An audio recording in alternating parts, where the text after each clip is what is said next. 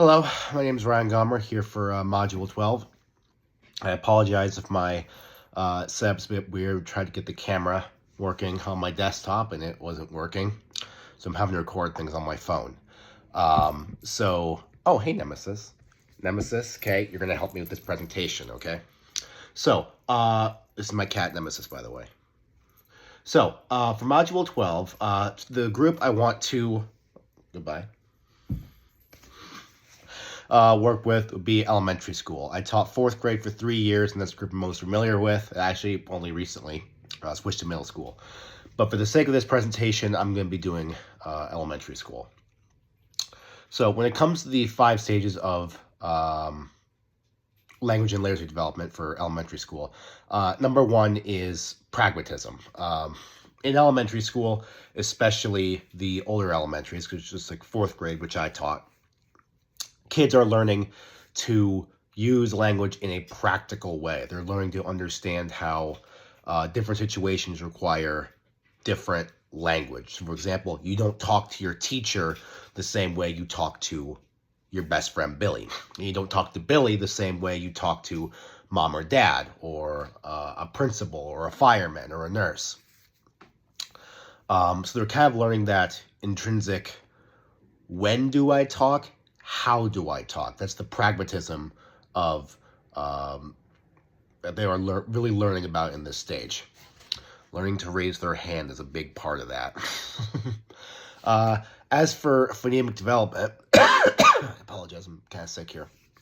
At this stage, especially fourth grade, students are beginning to they're beginning to read to learn instead of learn to read, but they still have to understand things like rhyming, syllables, prefixes and suffixes are huge at this stage because kids are still learning how those can change the meaning of words. Nemesis, no. And for example, bright, brighter, like a suffix ation. How that changes the meaning of words, especially when it comes to something like figurative language. Students are really learning that not everything is literal. You know, when you're in the younger elementaries, things are literal. If you say, hey, kid who's messed with me, stop yanking my chain, they go, I don't have a chain. You don't have a chain. What? And they get confused in that. By fourth grade, fifth grade, the older elementaries, they're learning about that figurative language, those similes, those metaphors. They really help them grasp more advanced topics and subjects. As for semantic development, kids are really their vocabulary is exploding at this point. As I mentioned earlier, especially in the older elementaries, kids are starting to read to learn instead of learn to read. So they're able to just look at something and kind of figure out a word for themselves. At this point, word study is huge. It's huge. You should be going over vocabulary words in every single lesson, at least like 3 or 4. They're recognizing some words are similar to each other, and they're incorporating those words into their scaffolded understanding, their vocabulary that they use. For syntactic development, a lot of this comes with writing. Kids at this stage, for the older elementary, their writing skills are still developing, and they will continue to develop all the way up until high school and for the rest of their life. But they are learning to have grammatically correct sentences. So, for example, instead of saying something like she am running, they would write she is running or she was running. Verb tense is developing very rapidly at this stage. And then lastly, morphemic development. Students are, again, I had touched on this earlier, but prefixes and suffixes, base words and root words, they're really understanding how malleable language can be with individual sounds, like how just the sound of ing can change something to a present tense. I am run. No, I am running. I punch. Punching. I'm doing it over and over again. And so on and so forth. Identify 3 ways parents can support their children's language development at this stage. Best thing they can do at this stage is you need to find something, parents need to find something that kids enjoy reading. If their reading skills are where they should be at by 4th and 5th grade, kids are reading to learn. And just the practice of reading itself is educational to them. It builds that fundamental skill. So parents need to find a book that their kids enjoy reading and have them read it at night. When I was a kid, I could stay up 30 minutes to an 8, 9-year-old. That's like, whoa. I got to stay up 30 minutes past my bedtime if I was reading. I mostly read comic books. Now, my dad found books that were still challenging to me at my reading level, but reading wasn't a fight I had to have. So parents, number one, really sit down with your kids and go like, okay, we're going to get you a book that you enjoy, that you're interested in. And that first book, it's going to be hard to find. Because kids could be like, no, reading's boring. But once you introduce them to that first fun book, it's going to get easier and easier. You just got to stay on making sure you're getting that, 30 minutes of free reading time a night. Maybe get them a hot cocoa afterwards if it's in the winter. I don't know. Writing is something, encouraging writing is also something that can really help out kids. When we write, we are not only transcribing the words to our page, we are also spelling the words out in a grammatical sense. We slow down, and it's far more deliberate. It's much easier to just spiel off and just kind of go off verbally. But when you are writing, you're much more deliberate in your word choice. So having kids either maybe keep a journal or, draw a picture, write what you did today. Something as simple as that can really help kids develop, because they develop their grammar. So when they read it out loud, they kind of catch their grammar mistakes. If they are having trouble putting their thoughts together, writing slows them down so that it's easier for them to put their thoughts together. And if they're learning new words, they might try and put that new word in there from, free reading earlier. Another thing you can do as a parent is model conversations. Kids are sponges at this stage, and they will mimic and copy a lot of things they see adults do, even if they don't realize it. I'm currently working with 6th, 7th, and 8th graders, and instead of saying, pardon my language here, instead of saying, oh, damn it, when something doesn't go my way in class, I go, oh, shucks. And my 8th graders think that's the funniest thing in the world, and they've stopped saying damn it, and now they go, shucks, gosh darn. Because I think it's funny, but it's now in their vocabulary to say shucks instead of cursing when something doesn't go their way.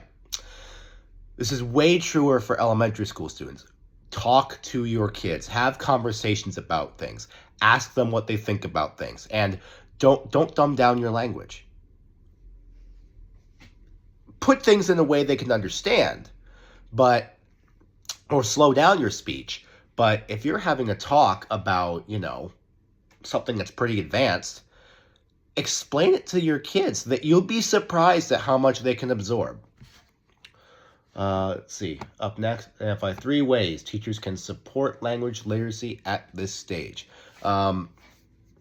Number 1, explicit phonics instruction. You need to be teaching suffixes, prefixes, base words, rhyming words. I'm spacing off on the name here. Synonyms and antonyms. Sorry about that. So that it grows students' vocabularies. Direct instruction on that needs to be happening so that kids are having more than just one word for a given subject. Instead of saying, it's cold outside, it got colder, it's cold outside, it got freezing. It was like a refrigerator. You need to be growing that vocabulary with synonyms and antonyms. And then adding the prefixes and suffixes instruction into there as well. Another thing, too, open-ended writing activities.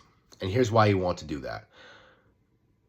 Kids have a lot of ideas. They have a lot of creative ideas. They have a lot of ideas that you as the teacher are never going to think about because the mind of a elementary school teacher is like the Wild West. Giving kids the chance to be creative with their writing or come up with a creative solution to something makes them think and may make them use words they don't normally use. An example of this could be, if you had superpowers for a day, what power would you have and what would you do with it? If you could travel back in time to see something, what would you do? Some kids are going to be like, oh man, I want to hang out with Abraham Lincoln. You might get some kid having a sweet response like, I miss my grandpa. I want to see my grandpa again. Could go in a million different directions. But what you need to do, and I did this and my kids enjoyed it, is with those fun open-ended writing activities, make them put in the vocabulary you just taught in the lesson. Because the kids will think of the most creative ways to get those vocab words in. And it's fun for them. My students at Colfax absolutely love that activity. So that's number 2. 3, the language-rich classroom. Have posters up with a bunch of language, sentences, paragraphs, images that are going to get kids talking. The alphabet. You should have the alphabet. If you're in elementary school, you need to have the alphabet up there. Anchor charts about prefixes and suffixes. Kids should be able to look around your room and get reminded about various different aspects of language. As for, sorry, I'm looking back at my notes over here. 3 characteristics for building homeschooling connections for culturally and linguistically diverse families.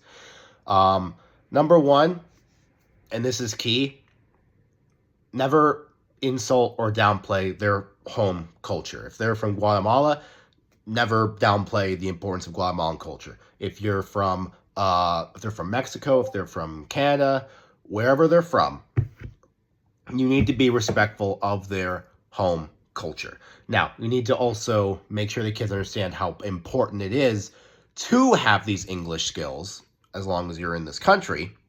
But make sure you are honoring their cultural backgrounds. Invite them to talk in English, maybe a little bit of their home language, about their home culture. What foods do they like? What holidays do they celebrate? This builds trust with both the parents, because, these parents move to a whole nother country. Their English, in many cases, isn't going to be the best. And if they know your teacher, the teacher of their kids, looks at their home country and goes, yeah, I get it, that's going to go a long way and make them feel so much better and so much safer. And it's going to get attendance up. Attendance is a huge issue at my school. But if the parents feel supported and respected, they're going to make sure the teachers are respected and that the kids are getting the work done. Number 2, making sure that there's a multilingual option available for kids and for parents. Some of these parents are looking at these English worksheets and they have no idea what to do. If you're sending homework home to these kids, you need to make sure there's a translated copy of the instructions so that the parents can help the kid out as much as they can. Excuse me. I'm not feeling great. But I'm going to keep going. So you need to make sure that there's a translated option available for them so that instructions are clear, parents know what they're doing, and students know what they're doing. And then 3, giving parents and students choice. Moving to a new country is hard, especially if you don't speak the full language. There needs to be a variety of options for students to get in this English language work. It can be, drawing a picture and writing about it. It can be reading a book, filling in the blank worksheet. there needs to be, if you're giving out assignment, there needs to be at least 3 ways to get it done. Okay, if you have a standard, there needs to be at least 3 different ways to get it done. That way, parents and students can figure out what works best for them, because work hours can get crazy. Um, Varying levels of language efficiency with the parents, that can make things more or less difficult. And yeah, that is my presentation.